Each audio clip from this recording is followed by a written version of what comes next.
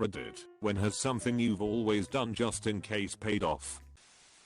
Look both ways when crossing a street, even though it is a one-way. When I was kid, my dad and I were leaving our house, which was on a one-way street.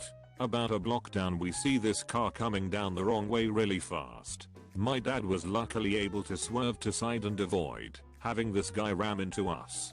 A few seconds later we hear sirens and see lights as a bunch of police cars come down the street.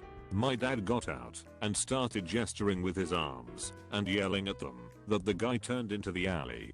After that day I started looking both ways, even though a street is one way, because you never know if something crazy is going to happen like that. It's come in handy a couple of times, although with crazed criminals barreling down the street, just idiot drivers that didn't realize they couldn't go that way.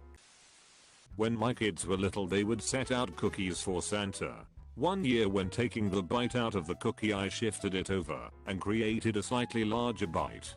My wife said, "Do you really think he'll check?" I told her it wouldn't surprise me, he's always been legitimately brilliant. The next morning kids are up and they noticed the half-eaten cookie. My son handed me something to eat a while later and snatched it back out of my hands. He walked over and picked up the Santa cookie and lined them up. The dental impression was not a match and Santa lived on another year.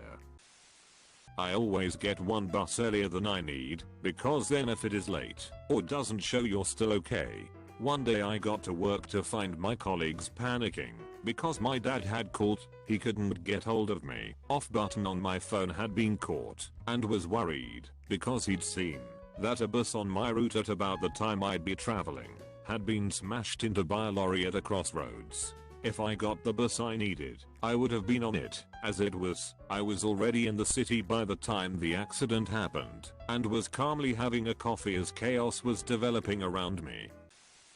Honk before I reverse a vehicle. At least once a kid has ran away from the back of my car. On my work software there is a tiny little field where I can put in about 50 characters worth of notes before I finish an application on a client account. Hardly anyone ever uses it, and I cannot fathom why. I have noted receipt numbers, major purchase orders, cost agreements, all kinds of stuff, and it has saved my ass. Every now and then a new person takes over an existing account, and they audit it. Without fail I will get them at my office demanding to know why certain transactions/payments were made. The notes back me up every single time. One lady wanted me to personally reimburse her for nearly $30k worth of camera equipment. Check notes. Found original purchase order. It was her damn signature on the receipt. Suck it. Several years ago my 2008 Ford Ranger died and wouldn't start again. After I got it towed to the dealership, they confirmed that my engine was completely shot. Don't I have warranty? I asked, desperately. Let's see. Oh, it looks like your warranty expired 8 days ago, the lady at the desk told me. Oh forfu. Apostrophe. Wait, it looks like you did pay for the extended powertrain warranty when you bought it. I guess it is totally covered. Apostrophe. Oh thank Christ. Before I start traveling on my motorcycle, I make sure my pockets are zipped and top box shut 7 times. And then extra at the stoplight/along straight. 2 times I've noticed I haven't done my helmet strap through vigorous checking. Haven't crashed, but if I did I'd probably not be a virgin due to how fucked I'd been. Having a tow strap in my car. $40 investment has probably saved me 10x that in towing fees. When I slide off the road in the winter, I hook my car up and then stand on the side of the road with the other end in my hand. Turns out people with big trucks really like to show off how powerful their trucks are. I have to approve certain things at work. There's a rule you can set to forward your approvals to someone which you set when you're on vacation. For 8 years, I always set the rule to forward them for a day longer than I was going to be on vacation just in case something happened. You can take this off as soon as you get back. 2 times this year my flights were cancelled coming home and I couldn't get out until the next day, and it saved me and my employees a giant pain in the ass. Took pictures of a job I did. The client was an asshole, and I was pretty sure he would try to fuck me over. Later in the day, I got a call from my office asking about the job. Sure enough, the client called my boss and claimed that I did not do the job and had photo evidence. He was refusing to pay the bill. I responded that the client can go fuck himself, then emailed my boss several of the before and after pictures I had discreetly taken, one in particular that had the client in shot checking on me. "Great job there," was my boss's response.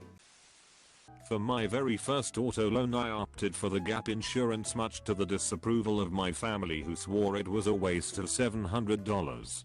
After 5 years I was in an accident and the insurance only covered $10K of my remaining $12K balance. That $700 saved me over $1K. And I didn't have to do anything at all after the accident either. It was all automatic.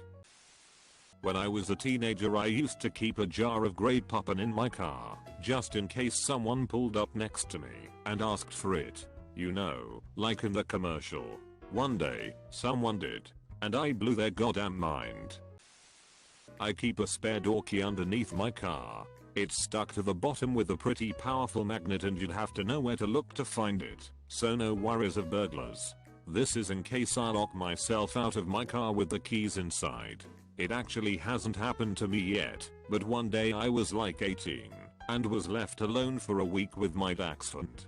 He seemed to be getting bored of me walking him around the neighborhood, so I decided to drive him to the local college campus for a walk so he could meet some new people. He loves new people and pee on new bushes, also loves new bushes. Well, the town itself isn't super dog friendly, so despite him being rather small I can't take him inside anywhere and there isn't any restaurants with outdoor seating available.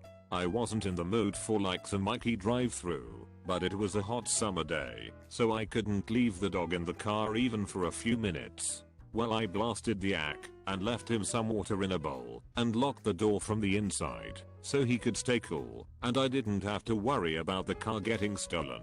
I got it to go, so I wouldn't be long, but I get paranoid about leaving my car unlocked even for 10 minutes. Used my secret door key to get back in, and shared some of my bacon with him for being good, and not peeing on the seats, and then we went to the college to have fun. I always bring a bottle of water. I have panic disorder, and like to have water on me to make me feel better in case I have a dry mouth, coughing fit or some other symptom of a panic attack. And at the time, was really afraid of getting stuck in a bad elevator in my building. I got stuck for 1 hour that day with my 2-month-old son. I brought my water just in case thankfully, and my phone. Firefighters had to rescue me, as the elevator company took too long to arrive. Taking toilet paper on holiday. My grandma used to squash 2 under her mattress and pack them in her suitcase just in case. People always think I'm a weirdo and say backquote, but hotels have toilet paper. I can't even tell you how many times I've had to call on that emergency toilet paper. My wife started planning a very expensive, very exotic trip a year in advance. We planned every other weekend, made payments, set up things for my business, and got almost all of it paid off ahead of time. The day before we were supposed to leave she went to the hospital for an emergency appendectomy. Trip cancelled hours before we were supposed to be on the airplane. Tears were shed. She went through all the stages of mourning. A few months prior she asked me if we should get trip insurance. I was pretty meh, but she's the cautious type. In the end we got virtually all our money back, save the cost of the insurance, and we will be taking our trip in 2 months, as though nothing had happened. TL. Doctor wife got appendicitis the day before hugely expensive trip, but had trip insurance to cover it. I always pull/push on a door after locking it. Lucky me, a few weeks ago, I did this, and the door swung wide open. Door frame gave away where the bolt goes. So I went back inside, locked the dead bolt, went out the other door, and then made a request to have it fixed. Had I not been testing, my door would have been left unlocked. And thanks to our uneven ground, the door swings open by itself. So it would have made its way open, and stayed open, while I was out for 12 hours. I lived abroad in London several years ago. I brought several of my own toiletries because I didn't want to pay for new ones when mine were perfectly acceptable. Plus I have a lot of skin allergies and need certain products. I brought my own toothpaste, and the dentist whom I went to 3 times while there, I ended up having a lot of dental issues come up. Said I was smart for bringing American toothpaste because it had more fluoride in it than British toothpaste. I also lived in Israel a few years ago and brought an entire suitcase of toiletries. I did not have to buy a single toiletry the entire 10 months of living there. I don't know enough Hebrew to read the products, so having my own stuff helped me due to my lack of the language. Plus this was a good way to make friends. I was known as the mom of my group since I had everything anyone could ever need. Anytime I get out of my car, no matter how sure I am that I have my keys, I still stand there with the door open for at least 5 seconds. This weird habit started after being a young college student with no money and locking my keys in the car multiple times. One time even with the car running. Haven't done it since. I will sit there, feel my keys even, and still give it a few seconds before shutting the door. I always leave early to get to work because you never know about traffic. Almost all of the time it just means that I get to work early. However, a few times traffic or road construction, etc., has slowed me down, but in all the years I've ever worked there I've never been late. Cutting it close, yes, but never have I been late. I guess buying premium health insurance. Parents kinda just convinced me to keep my insurance and to use it for the extra benefits like opto and dental.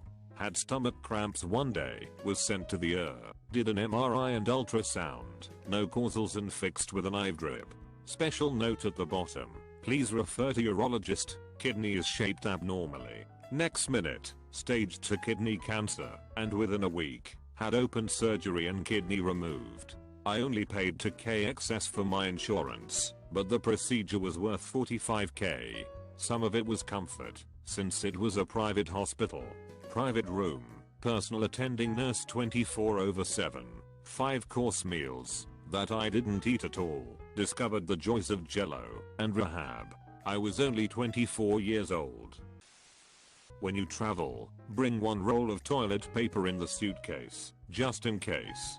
Last holiday was at an apartment rented through Airbnb, and we did not have a car. We were dropped off by a taxi late afternoon and there was no grocery stores anywhere nearby. When I lived in Tennessee I always used to park maybe 100 yards or so further away from my workplace in a different lot, so I could be on high ground. The normal parking lot was really close to a creek that swelled and got really turbulent every time it rained. My co-worker said I was paranoid, worrying about flooding. One day we had a big storm and the lot flooded. 2 of my co-workers' cars were destroyed. The cars were half submerged. I always kick my shoes before I put them on to scare out any critters that might be inside. Pretty unusual habit for my area.